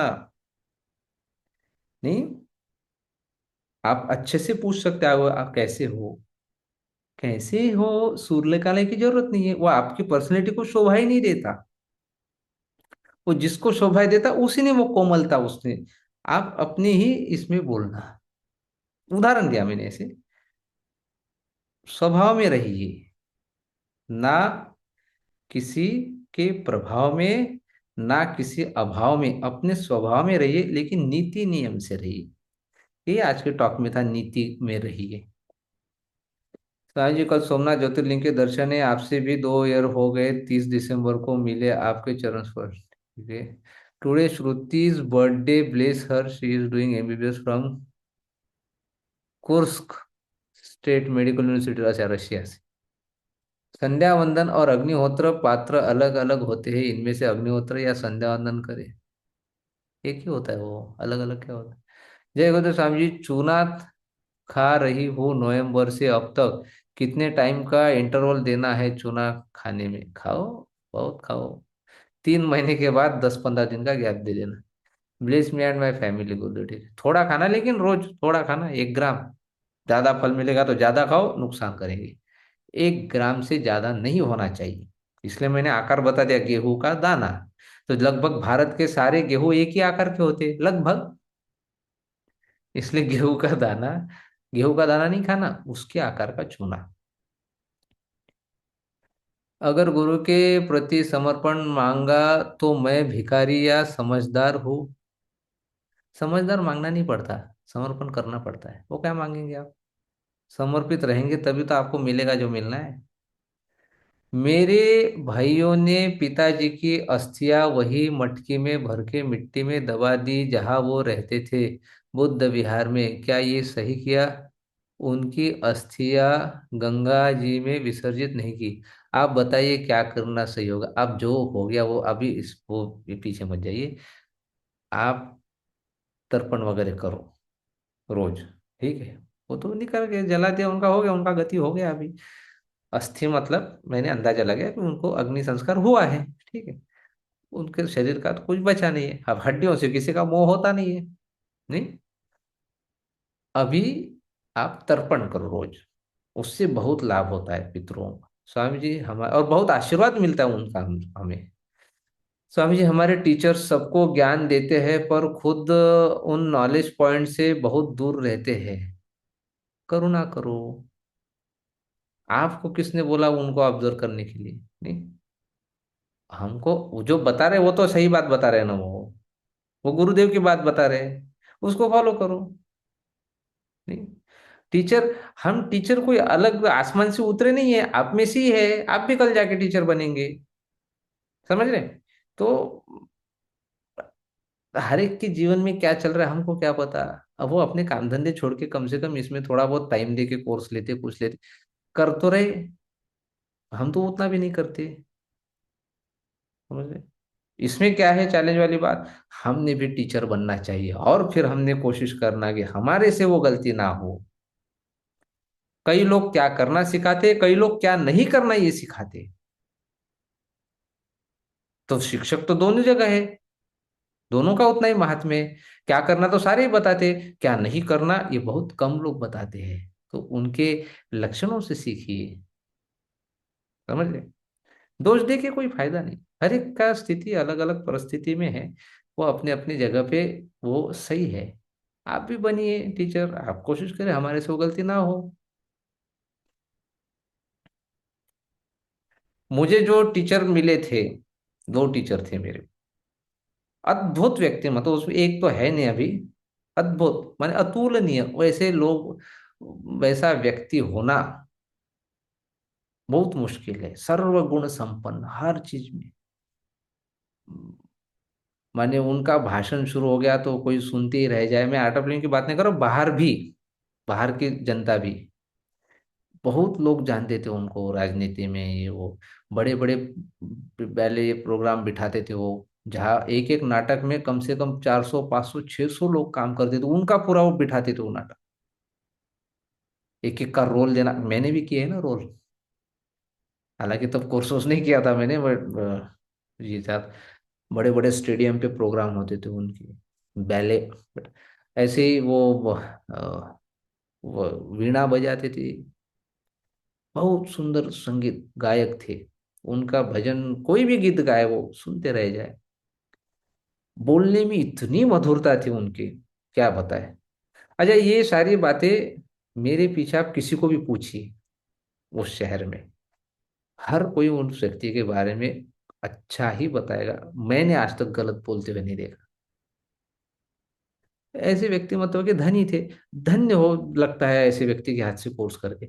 तो ऐसे ही आप बनिए, आप बनिए उस ऐसे।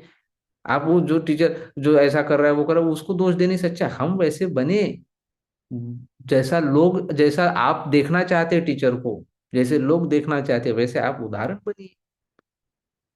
फिर आपसे कई लोग बनेंगे टीचर प्रभाव में आके। बढ़ते जाएगा ये कार्य। अब जब शुरू किया होगा गुरुदेव ने तो अकेले ही थे वो। फिर 1 2 टीचर बनाएंगे, फिर बनते बनते आज इतना साम्राज्य, इतने देशों में, 186 देशों में, लगभग पूरी दुनिया में, 10 देश छोड़ के पूरी दुनिया में है। अब ये तो माने, ऐसा तो नहीं होगा सारे टीचर ही ऐसे होंगे। अच्छे होंगे तभी तो फैला ना, वो टीचर से ही तो टीचर बनाए, जोत से जोत जले। तो हमने इसलिए, आप पूरी तरह से ध्यान नहीं देते, गुरुदेव ने एक एक चीज बनाई, बहुत दिमाग लगा के बनाई। उन्होंने अपना लोगो क्या बनाया, सूर्य, उगता हुआ सूर्य है, और बाजू में दो हंस है, राजहंस। अब ये काल्पनिक होंगे या सच में होंगे राजहंस, उसका वर्णन ऐसे आता है कि इनको दूध और पानी मिक्स करके देते, ये सिर्फ दूध पीते, पानी नहीं पीते, राजहंस। ऐसे ही आप, उगता हुआ सूरज ज्ञान का प्रतीक है, कि ऐसे ज्ञान का सूर्य बनो आप, कि कैसे बनेंगे, सिर्फ अच्छा अच्छा लो, दूध दूध पी लो, पानी छोड़ दो। तो उस टीचर में जो अच्छा लगता है वो लो, जो बुरा है उसको ध्यान ही नहीं देना, ध्यान दोगे वो बढ़ेगा, याद रखना। जिस तरफ आप ध्यान देते हो वो बढ़ता है जीवन में हमारे। इसलिए हमारा जो ध्यान है ना, बहुत सूक्ष्म रूप से भोजन है, वो बढ़ता है। इसलिए तो ध्यान के इतने भूखे लोग हैं। यदि हमारे तरफ कोई ध्यान नहीं दे, बहुत बेकार लगता है। पति पत्नी, पति की तरफ ध्यान नहीं दे तो मरे मरे जैसे लगता है। पत्नी को पति ध्यान नहीं दे तो मरे जैसे लगता है उसको। आप भी वैसे, अटेंशन सीकिंग आपको चाहिए, लोग ध्यान दे, हमको पूछे, गुरुदेव मुझे पूछे, सबको लगता है ध्यान दे हमारी तरफ। ध्यान सूक्ष्म रूप से भोजन है। इसलिए आप जिन चीजों के ऊपर ध्यान दे रहे हो वो बढ़ता है, वो अच्छी चीजों की तरफ ध्यान दो। कोई भी आदमी, कोई टीचर आतंकवादी तो है नहीं, कि सारे गुण बेकार है उसमें, ऐसा हो नहीं सकता। विरोधाभासी मूल्य एक दूसरे के पूरक है, उतने अच्छे गुण भी होते हैं उनमें, उधर ध्यान दो। मोती मोती चुग लो, कंकड़ पत्थर छोड़ दो, वो देखेंगे, वो गुरुदेव देखेंगे, जब उसने समर्पण कर दिया गुरुदेव के प्रति। बलि प्रथा है कामाख्या में, बंद होने से अच्छा होता स्वामी जी। आपको क्या दिक्कत है, क्या दिक्कत है? ठीक है, वो जो कर रहे करते, उनका अलग एरिया है, वो कोई आपके रास्ते में तो नहीं आते, समझ रहे? जिसको जो करना है करने दो, हमने ज्यादा उसमें ध्यान नहीं देना। ठीक है, हम अपनी भक्ति अच्छे से करो, शुद्ध भाव से। स्वामी जी, ग्लानि और पश्चाताप का क्या उपाय है? होश में आ जाना। जब गुरु के पास आ गए तो इसका मतलब ही है कि उन्होंने आपका भूतकाल ले लिया। यदि आपको अभी तक वो अनुभव नहीं है, इसका मतलब आप गुरु के पास गए नहीं, आप सिर्फ पाखंडी दूर दूर से सिर्फ वो गुरुदेव है गुरुदेव से कर रहे हैं। सच में गुरु के पास जाना माने उनके पास जाके बैठना, सिर्फ पाव पे रख देना, ऐसा नहीं है। अपना सारा दे देना, पास्ट अभी वो देख लेंगे। अब मुझे आगे पीछे का कुछ नहीं रहा, अभी का मैं अभी ठीक से रहूंगा, गुरुदेव के मार्गदर्शन में रहूंगा, ये रखो आप भाव। तो ऐसे भी गुरु का काम ही है आपका, भूतकाल सब ये कर लेना, जिम्मेदारी ले लेना। यात्रा का क्या महत्व है? हमारे साधु संत कष्ट सहकर भी निरंतर यात्रा क्यों करते रहते हैं? क्या एक स्थान पर रहकर ध्यान करने से मोक्ष नहीं मिल सकता? स्वामी जी, कभी द्वारकाधीश मंदिर का महत्व बताइए। ठीक है, देखिए ये जो है, साधु क्यों चलते रहते हैं? क्योंकि पानी एक जगह रुका तो सड़ जाता है, बहते रहने से शुद्ध होता है। हौद होता है एक, कल ही तो मैंने बताया था उदाहरण, एक हौद होता है, कुआं होता है, कुएं का पानी कभी नहीं सड़ता, हौद का पानी सड़ जाता है, क्यों? वहां नया पानी आता नहीं। कुएं में कितना ही पानी निकालो, वो अंदर कई धाराएं उसको भरते रहती है। ऐसे ही एक जगह आप रुके, खराब हो जाएंगे। साधु घूमते रहते हैं, कहीं पे रहेंगे, ज्यादा सुख मिलने लग जाता है। मेरे को भी बहुत ऐसा अनुभव है, क्योंकि मैं तो घूमता हूँ, कई घरों में जाता हूँ, बहुत सेवा करते हैं लोग, वो तो दिल से करते हो, उसमें बारे में मेरे को कोई कंप्लेंट नहीं है। पर हमको ऐसा लगता है कि वहां ज्यादा दिन नहीं रहे तो अच्छा है, क्योंकि फिर वहां वो मोह हो जाता है ना, यार ऐसे ही चाहिए, बटन दबाओ एसी, 24 घंटे गीजर, गर्म पानी, आलिशान बिस्तर, जो सोचा नहीं उससे भी जबरदस्त भोजन। रात को 10 बजे 11 बजे आइसक्रीम भी पूछते हैं। मैंने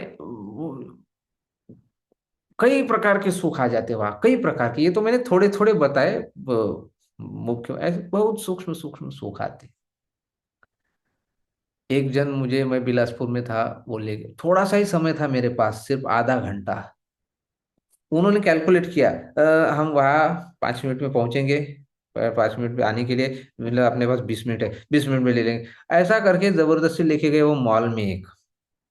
और ये लो कि वो लो कि वो लो, और जो जरूरत नहीं थी वो ले लिया था। मतलब चप्पल ले ली, वो चप्पल कितनी 6-7 हजार की चप्पल थी। और एक लोअर लिया था कुछ 5 हजार, एक टी शर्ट ली थी 8 हजार की। जरूरत नहीं थी। ये लो वो। अब मैंने बोला, अब उसमें से मैंने ये दो तीन चीजें निकाली, इतना ले लो बाकी रख दो, काम नहीं। अब ये सब ऐसा होने लग जाए, ठीक है।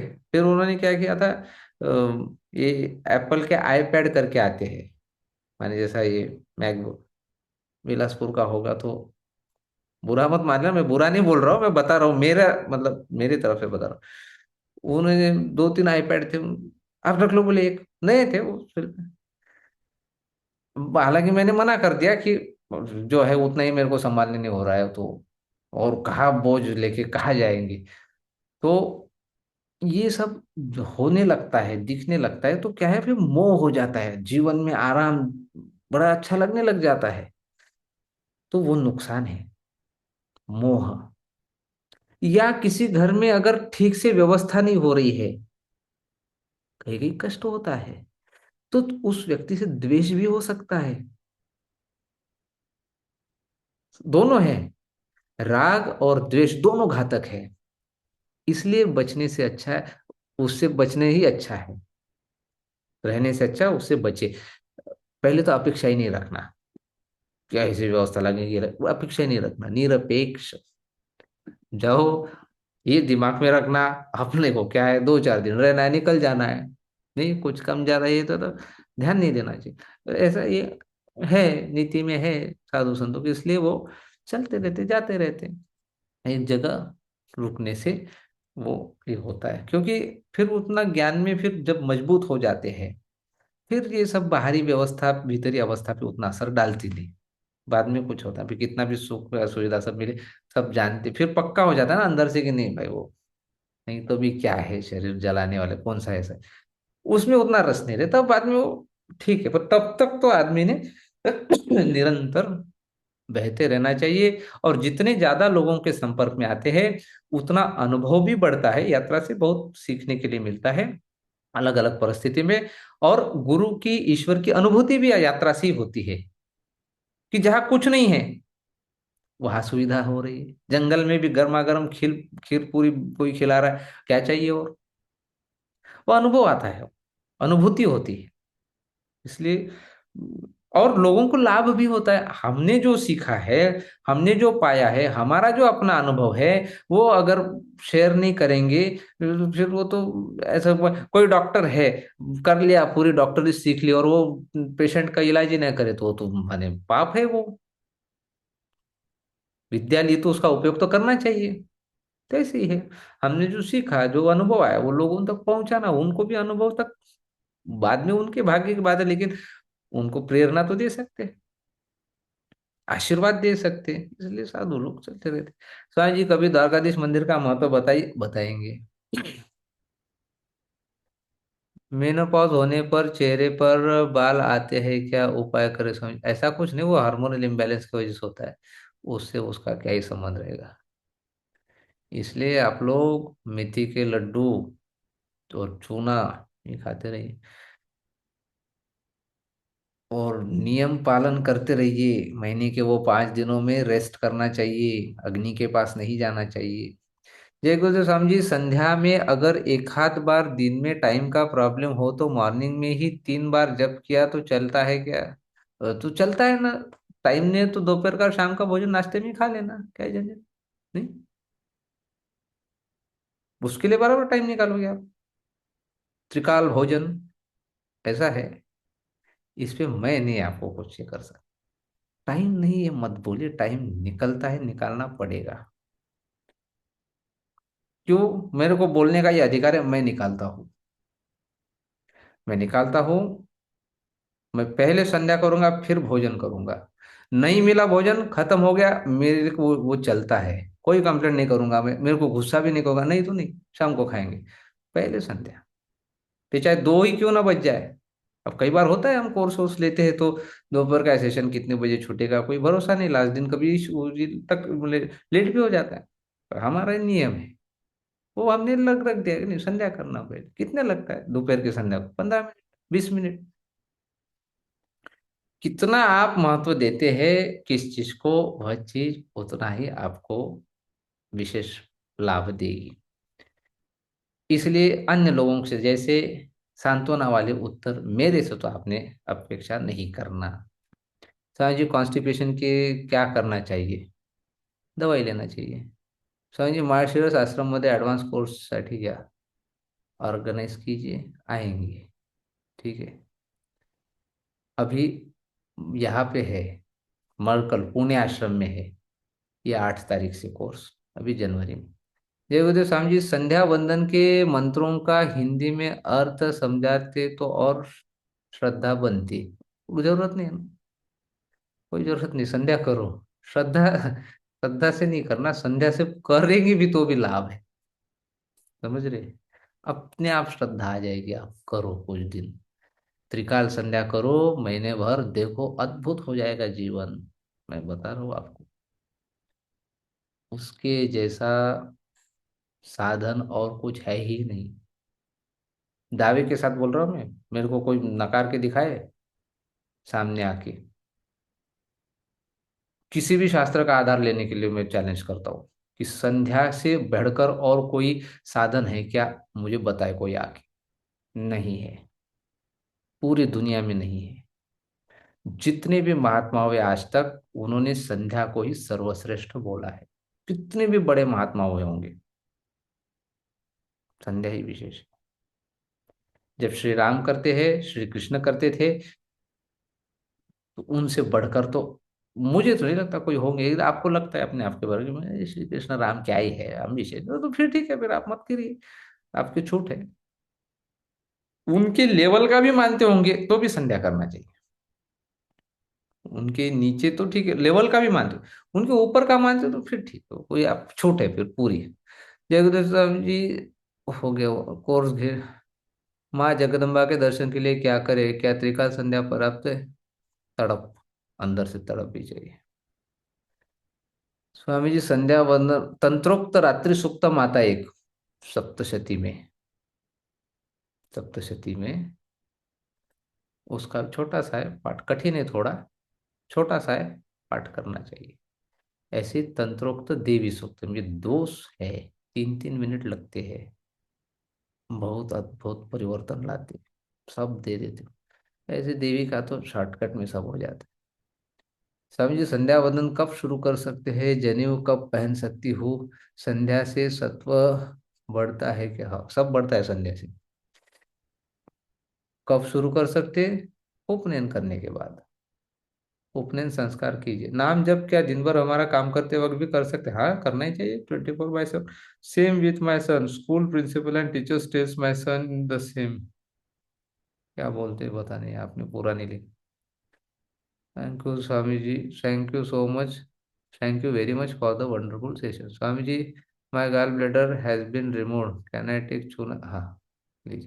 स्वामी जी, टीटीपी आ रहा है, फरवरी में टीचर बनना है। फरवरी बनो, भर दीजिए आप उसमें, फॉर्म भर दीजिए, बनिए। बहुत टीचर बनाने, हर घर में एक बनना चाहिए।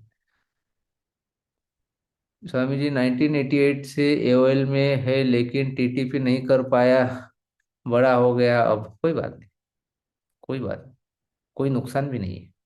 ठीक है, साधन करो, श्रद्धा बनाओ, अन्य लोगों को प्रेरित करो अपने आचरण से। पहले ट्यूमर कैसे होते हैं, हुआ तो ऑपरेशन करना जरूरी है क्या? वो सब आपकी रिपोर्ट्स वगैरह देख के ऐसा है। ठीक है, ये होम्योपैथी बहुत आसानी से हटा देंगी पूरी तरह से, बिना सर्जरी से। तो कंसल्ट करना चाहिए अच्छे डॉक्टर से। स्वामी जी पुणे में ओपनयन कोर्स कब है? जरूर होगा। उपनयन को उपनयन हो चुका है लेकिन संध्या बंद पड़ी है, तो कब शुरू करें? फिर से उपनयन करना, शास्त्र में ऐसा है कि 1 महीने से ज्यादा, अलग अलग शास्त्र में शिव पुराण में लिखा है कि 1 महीने से ज्यादा, 30 दिन से ज्यादा अधिक गैप, 1 मास से ज्यादा अधिक का ये हो गया तो गायत्री की विधिवत दीक्षा लेनी चाहिए। ऐसे और एक जगह कहीं पे मैंने पढ़ा था, देवी पुराण है कहीं पे, तो उसमें 10 दिन ही बोले, 10 दिन भी गैप होते तो विधिवत फिर से उपनयन संस्कार कर लेना चाहिए। इसलिए बिना गायत्री से कोई दिन नहीं जाना चाहिए। अब आपका लंबा गैप है तो कर लो फिर से। You told that teachers told you not to come to school, same thing with my son, school teachers tell the same thing. हाँ, नहीं लेकिन मेरे को बाद में बोले थे। मेरे को स्कूल में रहते हुए नहीं बोल सकते तो कैसे बोलेंगे? घर में मैं एग्जाम दे के पास होके मैं गया था सिलेक्शन पे, हमको कोई नहीं बोल सकता था। टॉप में था, पूरे डिस्ट्रिक्ट में सिर्फ 80 लोग लेते हैं सर गवर्नमेंट। और हमारा सारा खर्चा, सीबीएसई बोर्ड, सारा खर्चा किताब से लेके चप्पल से लेके हर चीज, पेन से लेके पेंसिल कलर सब सरकार ने ही दिया है हमको, आलीशान। मेरे जैसा मैंने हर डिस्ट्रिक्ट में है वैसा स्कूल और कोई नहीं होता, प्राइवेट भी स्कूल वैसे नहीं होते, ये भी मैं बोलता हूँ आपको दावे में। कभी विजिट करना, आपको पता चल जाएगा। जहाँ सारे स्पोर्ट्स होते हैं, बहुत बड़ा कैंपस होता है वो, लगभग 60 70 80 एकड़ का होता है। उसी में अ, भोजन बहुत साथ माने, उधर इंस्पेक्शन होता है, कब कोई अधिकारी आ जाए तो सीधा हमको पूछते हैं कि हम सीधा बोलते थे हमको ये नहीं देते, ये नहीं खिलाते, बस हो गया, ट्रांसफर प्रिंसिपल का, नागालैंड डाल देंगे, अंडमान निकोबार डाल देंगे। तो इसलिए सब डर के रहते हैं। ठीक है, और बहुत पीछे लग लग के पढ़ाई करा लेते, क्योंकि एक बच्चा भी फेल हो गया, बहुत गंदी जगह पे ट्रांसफर करा देते इनको। ये रहेंगे महाराष्ट्र के, डाल देंगे जम्मू कश्मीर। तो इसलिए वहाँ ये भी है, पढ़ाई पे बहुत जोर दिया जाता है। और दूसरी बात, हर चीज, हर स्पोर्ट है उधर, सारा कुछ है। प्लीज काइंडली से अस योर स्कूल नेम, वो आप ढूंढिए, हर डिस्ट्रिक्ट में होता है, मैंने बता दिया। रेसिडेंशियल है स्वामी जी। 6 क्लास में, 5th क्लास में एग्जाम होती है, पास हो गए तो 6 क्लास से फिर 12th तक उधर ही है। स्वामी जी काल भैरव अष्टकम डेली चैंट करने से क्या फायदा होता है? उसके लास्ट श्लोक में है, वो पढ़ लीजिए। दैन्य कोप लोभ ये सब है उसमें। नाम जप का भी गुरु दीक्षा होता है, क्या होता है ना, मंत्र दीक्षा का होता है। जो लोग आते हैं तो करा देता हमें कोर्स में, कल भी एडवांस कोर्स के कुछ लोगों को करा दिया। और नाम जप की दीक्षा नहीं होती, नाम तो आपको कोई भी, नाम जप में कोई नियम नहीं है, कोई विधि नहीं है, निरंतर कैसे भी चलता रहे वो तो भगवत स्मरण है।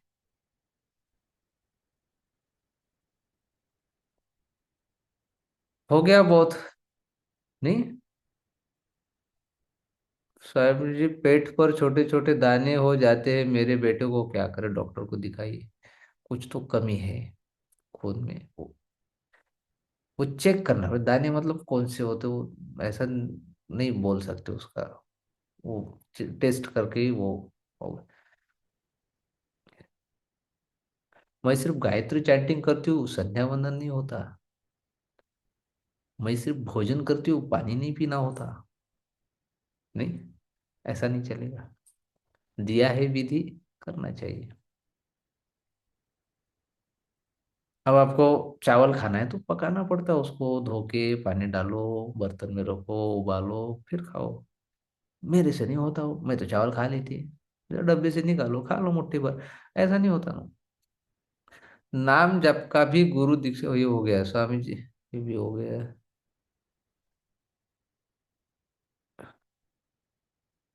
बहुत ही गंदा बोलती हो, गालियाँ आती है, अच्छा बोल पाओ इसलिए क्या कर सकती हूँ? वाणी, आप होश में रहिए। ये आपको पता चला, ये बहुत बड़ी बात है, कई लोगों को तो पता ही नहीं है। अच्छी बात है, आपको पता तो चला। इसलिए इसलिए मौन में जाना चाहिए एडवांस कोर्स में। मौन में आते ना थोड़ा होश बढ़ता है, तो वाणी अच्छी निकलती है फिर। वाणी को शुद्ध करने का आसान तरीका मौन ही है। मेंस्ट्रुएशन साइकिल ठीक से नहीं आ रही, डॉक्टर ने बोला है हार्मोनल इम्बैलेंस है, योगा से ठीक होता है क्या? फेस पे पिंपल्स आ रहे हैं बहुत ज्यादा। हाँ तो आप ठीक करो उसको, योग कीजिए अच्छे से, कुछ उसकी विशेष मुद्राएं है वो कीजिए। और इसका एक योग भी होता है, महिलाओं के लिए एक होता है। अब मैं तो नहीं ले सकता वो, लेकिन मैं किसी टीचर को बोलता हूँ। पीछे से रहूंगा मैं मार्गदर्शन करने के लिए, फ्रंट पे मैं नहीं आ सकता उसमें। एक लेडी डॉक्टर भी टीचर है, वो गायनेकोलॉजिस्ट ही है, वो टीचर ही अपनी। उनको और किसी को मैं देखता हूँ, कोई जेंट्स टीचर होगा गृहस्थी, उनको मैं बोलता हूँ, सिर्फ लेडीज के लिए होता। ठीक है। तो बाकी लोग उत्साह में आगे रजिस्ट्रेशन नहीं कर लेना, वो सिर्फ महिलाओं के लिए होगा। महिलाओं ने ही उसमें आना। तो कराएंगे उसको 2 3 दिन, 4 दिन, 5 6 दिन का रखते हैं ऑनलाइन। तो उसमें वो सब मुद्राएं, कुछ मेडिसिन, हर शतावरी वगैरह उसका वो करिए, वो ठीक से यूज वगैरह करा तो ये सब ठीक हो जाता है। मेन है लाइफस्टाइल, उसमें लाइफस्टाइल पे ज़्यादा जोर दिया जाता है।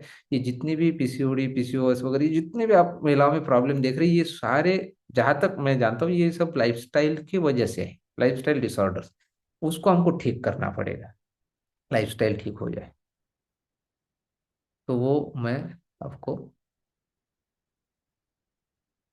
बता दूंगा, ठीक है। सारा निपट गया। I need consultation for my son, please take the course where you speak to parents about children. हाँ, वो वो करेंगे केवाईसी केवाईटी, वो बहुत दिन हो गए, कर लेते हैं उसको।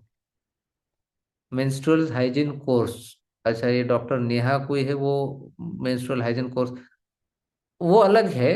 वो तो लीजिए, वो नहीं, एक इसमें योग में आता है, एक कोर्स है उसका टीचर मैं भी हूँ, लेकिन मेरे हिसाब से मैंने लेना ठीक नहीं रहेगा वो मैं, जो लोग टीचर है उसके, उनको मैं बोलता हूँ, वो होता नहीं है कोर्स। प्रॉब्लम ये है, नहीं तो मैं भेज देता था, अरे वहाँ हो रहा है वो कर लो, या तो वो लिंक आपको शेयर कर देता था। वो होता ही नहीं है, क्यों नहीं होता पता नहीं। कई लेडीज टीचर उसके है, क्यों नहीं होता, जो जरूरी है वो ही नहीं होता, बाकी इस पे बहुत जोर रहता लोगों का। वो मैं कर, स्पाइन केयर कोर्स कर दिया है, जब आप बोलेंगे तब। वो ऑनलाइन नहीं होता, ऑफलाइन होता है। ऑनलाइन कोर्स है, हाँ वो ऑनलाइन ही होता है, जो मैं योग का जो बता रहा हूँ महिलाओं के लिए, महिलाओं से संबंधित जो कोर्स, वो ऑनलाइन ही होगा। उसको रखते हैं 6 दिन का वगैरह, वैसा वो 2 दिन का है। लेकिन 2 दिन में वो कुछ समझता नहीं है, प्रैक्टिस भी नहीं होती है, तो वो उतरता भी नहीं है, इसलिए 6 दिन का है। पवित्र अलग है, प्रोजेक्ट पवित्र अलग है, वो अलग है। वो अब मेरे को पता है ना पवित्र वगैरह, आप ज्यादा टेंशन मत लीजिए, ठीक है। हम करेंगे बराबर, ठीक। पवित्र अलग है, वो फ्री में होता है पवित्र, वो तो गांव गांव में सब जगह होता है। वो पवित्र कोर्स तो शहरों में लेने की जरूरत नहीं, उतने अवेयर है सब लोग, महिलाएं पढ़े लिखे हैं। गांव में जहाँ एजुकेशन की कमी है, अवेयरनेस की कमी है, वहाँ के लिए है वो, खास तौर से स्लम्स में या ट्राइबल उधर गांव में, इंटीरियर में, उसके लिए वो लेते हैं। बाकी या छोटे बच्चे हैं उनके लिए, वो जो स्कूल में जा रहे, गवर्नमेंट स्कूल में अगर वहाँ पे वो होता है, ठीक है, वो अलग है। ठीक है। तो मेरे हिसाब से बहुत हो गया। इधर भी है क्या, यूट्यूब पे?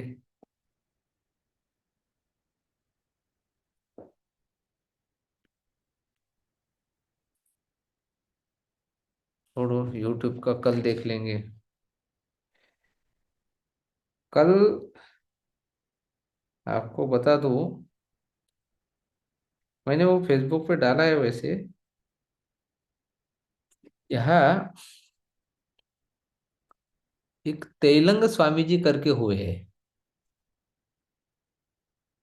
कहते हैं कि उनकी माँ की जब मृत्यु हो चुकी थी, तो वहां जहाँ पे उनकी चिता को अग्नि वगैरह संस्कार हुआ, ये तैलंग स्वामी ने 20 साल तक वही साधना की, क्योंकि उनके अंदर वो अर्ज आया, तड़प उठी कि मृत्यु क्या है। मृत्यु के बारे में जानने के लिए उन्होंने, तो अभी परसों, नहीं कल, कल 30 तारीख है, कल एकादशी है ना, लेकिन आप लोगों को उपवास वगैरह आपको परसों करना है, ठीक है, 31 को। तो कल पौष शुक्ल एकादशी के दिन इन अवधूत एवं सिद्ध महायोगी तैलंग स्वामी जी की जयंती और पुण्यतिथि दोनों ही है। वो उसी तिथि को जन्मे भी, उसी दिन को ब्रह्मलीन भी हुए। उनका वाक्य था, मैं आत्मा हूँ, परम निर्विकार ब्रह्म हूँ, मैं शुद्ध जागरूकता हूँ, सदैव अद्वैत हूँ। बहुत महान तपस्वी थे। और अच्छा, उनकी यात्रा भी देखो जीवन की कैसे। उनका जन्म दक्षिण भारत के विजयाना जनपद के होलिया नगर में हुआ था, दक्षिण भारत में। मान्यताओं के अनुसार श्री तैलंग स्वामी 250 वर्षों से अधिक जिए हैं। 250, 250 से ज्यादा उनकी आयु रही। और उनका देह इतना बड़ा था कि आपको क्या बताएं, माने उनको देख के कोई बोलेगा ये चल भी सकेंगे कि नहीं, इतना अंतिम समय तक बहुत मोटे थे वो। माने इसमें से ये एक भी आप सीख सकते हो, माने इसमें से कि शरीर कैसा है वो मायने नहीं रखता, दिव्यता कहीं पे भी उतर सकती है। हम जो रहते ना, कई लोगों को बॉडी शेम होता है, हमको हमको ऐसा बोल दिया, किसी को ना मोटी बोल दिया तो देखो वही बॉडी शेम कराते हमको, ये कराते, हमको काला बोल दिया। ऐसा नहीं है। शरीर कैसा भी हो, यदि आपकी भक्ति शुद्ध है, उसमें दिव्यता उतरती है। समझ रहे? तो फिर उन्होंने क्या किया, वो 20 साल साधना की वहां माँ की चिता के पास, वो चिता के स्थान पे। फिर साधन के बाद इन्होंने बहुत भ्रमण किया कई स्थानों का, फिर ये पटियाला पहुंचे। पटियाला शायद पंजाब में। वहां भागीरथ स्वामी से सन्यास की दीक्षा ली उन्होंने। उनके गुरु रहे भागीरथ स्वामी, उनसे सन्यास ले लिया। फिर लोगों ने उनको तो, वो वाराणसी में रहते थे। आज वाराणसी में आप लोगों को अगर पूछेंगे, जो जो उनको जानते हैं, क्योंकि उनकी मृत्यु को बहुत ज्यादा समय नहीं हुआ, मैंने कोई 1800 के साल में या अभी कुछ सालों पहले हो गए, तो गूगल में आपको पूरा मिल जाएगा। तो जो लोग उनके बारे में जानते हैं, पूरा वाराणसी, पूरी काशी उनको जीवंत काशी विश्वेश्वर बोलते थे। जीवित काशी विश्व, उनको भगवान शिव का ही अवतरण के रूप में जाना गया है, माना गया है। और लोगों ने उन्हें गंगा नदी पर तैरते और बैठे देखा है। कभी कभी वह घंटों तक पानी के नीचे गायब हो जाते थे और बाद में नदी के किनारे प्रकट होते थे। श्री रामकृष्ण परमहंस ने इनका वर्णन करते हुए कहा था, रामकृष्ण परमहंस माने विवेकानंद स्वामी, उन्होंने इनका वर्णन करते हुए कहा था कि वह वाराणसी की चलती फिरती शिव है। अब रामकृष्ण परमहंस जैसा व्यक्ति अगर ये स्टेटमेंट दे सकता है, इसका मतलब तैलंग स्वामी के बारे में आप सोच सकते हैं। ये इसलिए बता रहा हूं मैं कि ऐसे अद्भुत विभूतियां इस धरती पे हुई है। एक एक के बारे में आप पढ़ेंगे, एक एक के बारे में जानेंगे, और एक एक का ज्ञान आप पढ़ेंगे, अद्भुत है, बहुत अद्भुत है। और हमको तो जीवंत गुरु मिले वैसे, जीवंत। तो आप, ये कई लोगों को तो सिर्फ किताब में ही पढ़ना है, और सिर्फ माने कभी तो हुए थे ये, इसी में खुश रहना। हमको जीवंत मिले। यदि हम अभी भी अगर छोटी मोटी कंप्लेंट्स ये वो उसी में पड़े रहे, टांगे खींचना, कपट करना, वो हम अपनी पाँव के कुल्हाड़ी मार रहे, खुद ही खुद का जाल बुन रहे, खुद ही खुद का नुकसान कर रहे, खुद ही खुद फंसते हैं। इसलिए इससे बचना। ठीक है, आज के लिए इतना काफी है। Please speak about Swami Samarth. हाँ, उनके बारे में बोले। आप 100 1000 साल जियोगे, काहे के लिए ऐसी कामनाएं करते हो? नहीं, करना क्या 1000 साल जी के, जितना जिए, जितना दिया होगा उधर से, प्रारब्ध से निर्धारित होगा उतना रहने दीजिए। ठीक। तो बाप रे बाप रे, 11 बज गए। जय गुरुदेव।